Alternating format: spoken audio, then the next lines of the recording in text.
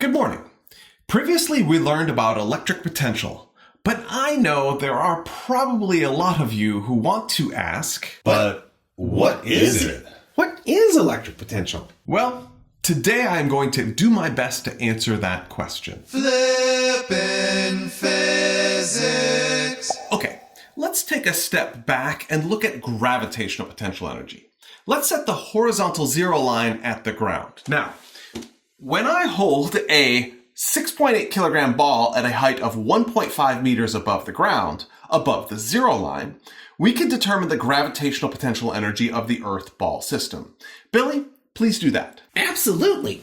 Gravitational potential energy in a constant gravitational field equals the mass of the object in the field times the gravitational field strength times the vertical height of the object relative to the horizontal zero reference line. So it is 6.8 times 9.81 times 1.5 or 100.062 or 100, actually 1.0 times 10 to the second joules with 2 sig figs. Thank you, Billy.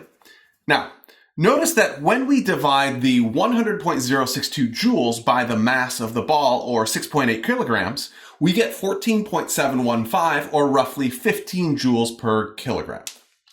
Now, when I am holding a 2.7 kilogram ball at a height of, again, 1.5 meters above the zero line, Bo, please do what Billy and I just did, only for this ball. Sure.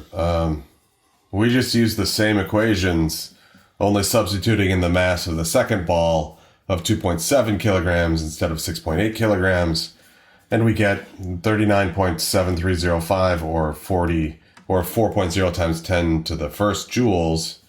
And if we divide that by the mass of the second ball, or 2.7 kilograms, we get 14.715 or 15 joules per kilogram, just like you got with the first ball. Correct, Bo. Thanks. Now, I am holding a 0.145 kilogram ball at a height of 1.5 meters above the zero line. Bobby, please do what Bo just did. Okay. Well, again, we just substitute in the new mass of 0.145 kilograms instead of the other masses, and we get 2.1337, or roughly 2.1 joules with 2 sig figs. And when we divide that by 0.145 kilograms, I do not have to put that in my calculator because I already know it will equal 14.715 or 15 joules per kilogram with 2 sig figs. That is absolutely right. Thank you, Bobby. We have just determined that as long as the object is located 1.5 meters above a horizontal zero line here on the surface of planet Earth, the gravitational potential energy of the Earth object system per kilogram is always the same. It is always 15 joules per kilogram. In fact, what if there is nothing there? What if there is nothing in this spot 1.5 meters above the horizontal zero line? Billy, could you please do that calculation? Certainly. Substituting in a mass of 0 gives us 0 gravitational potential energy, and then divide 0 by 0. Sure, but given all the other mass values gave us 15 joules per kilogram. Sure, that makes sense. It is still 15 joules per kilogram. Yes, that is correct. Even with no mass at that location, we can still define the gravitational potential energy per unit mass as the gravitational potential at that location. And in this case, this empty spot right here has a gravitational potential of 15 joules per kilogram. To be clear, the ratio of the gravitational potential energy to the mass at that location we call the gravitational potential. Okay, so that spot, 1.5 meters above the zero line, even when no object is located there, has the gravitational potential to have a gravitational potential energy of the Earth object system. And in order to determine the gravitational potential energy of the Earth object system, all we have to do is multiply the mass of the object by the gravitational potential of 15 joules per kilogram. Exactly.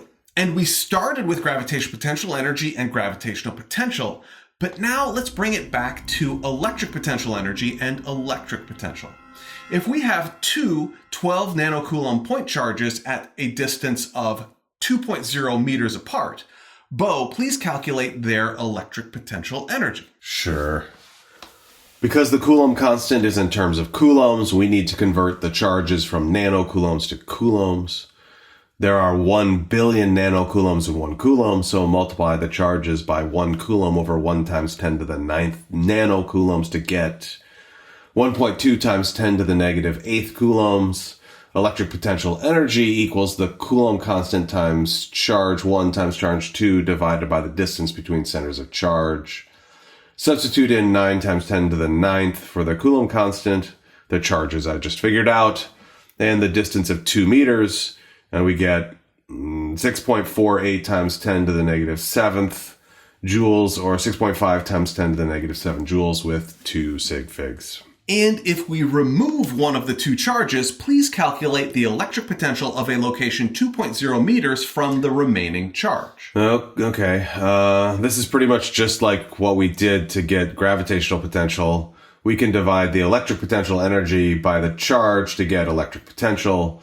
That is 6.48 times 10 to the negative 7 joules over 1.2 times 10 to the negative 8 coulombs equals 54 joules per coulomb, or 54 volts, because a volt equals a joule per coulomb.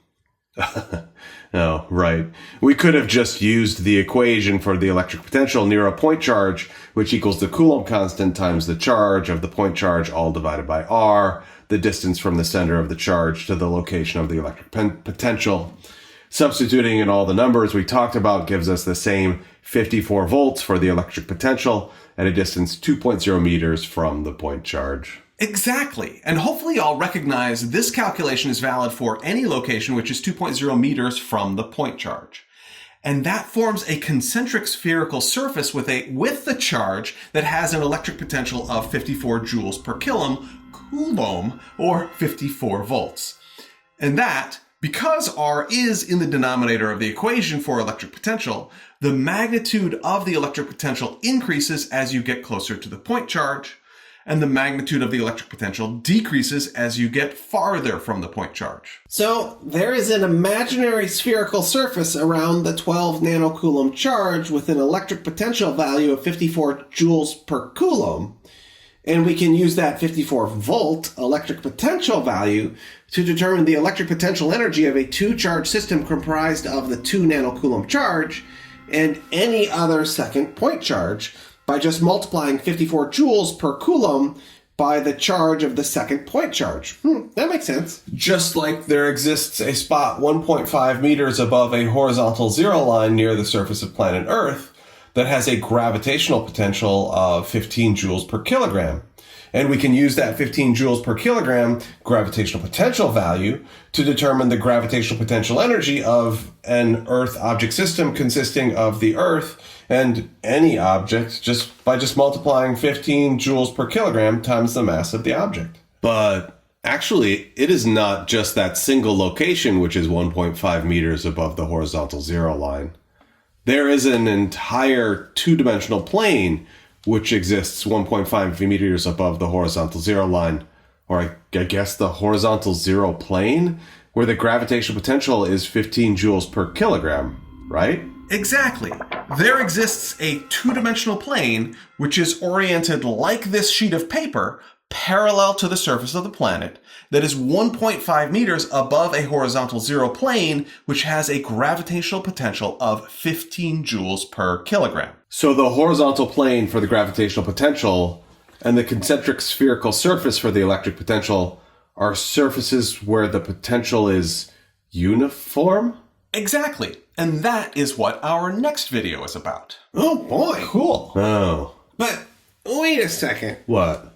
That horizontal plane that is 1.5 meters above the horizontal zero plane at the surface of planet Earth, that has a uniform gravitational potential of 15 joules per kilogram.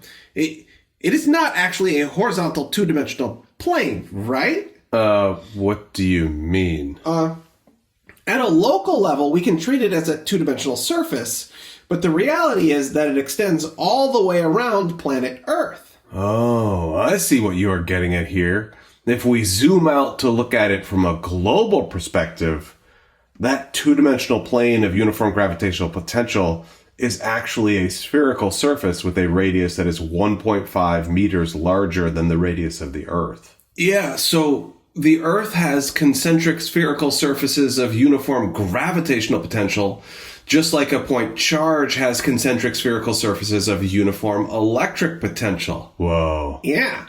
Yeah. Absolutely. But realize this requires that we switch from using the equation gravitational potential energy equals mass times gravitational field strength times vertical height above the horizontal zero line to the equation for universal gravitational potential energy. That first equation requires a constant gravitational field, which is true near the surface of the planet. However, the gravitational field which surrounds the planet is not constant far from the surface of the planet. That equation is universal gravitational potential energy equals the negative of the universal gravitational constant, or big G, times mass 1 times mass 2, all over the distance between centers of mass of the two masses. Realize this equation does not use the same horizontal zero line we had before when we did the calculations with the masses 1.5 meters above the horizontal zero line. The universal gravitational potential energy equation has a predefined zero location, which is infinitely far from the Earth. And when we divide that equation by one of the two masses, we can show that the gravitational potential equals the negative of big G times the mass of the object divided by the distance from the center of the mass of the object to the location of the gravitational potential. Hopefully you can see that the equation for gravitational potential has the same shape as the equation for electric potential. And we can calculate the gravitational potential at intervals of the radius of the Earth above the surface of the Earth. I'm not going to walk through all of those calculations, but you can see them on the screen. Again, please recognize that the Earth has concentric spherical surfaces of uniform gravitational potential around it, just like a point charge has concentric spherical surfaces of uniform electric potential around it. Thank you very much for learning with me today. I enjoyed learning with you.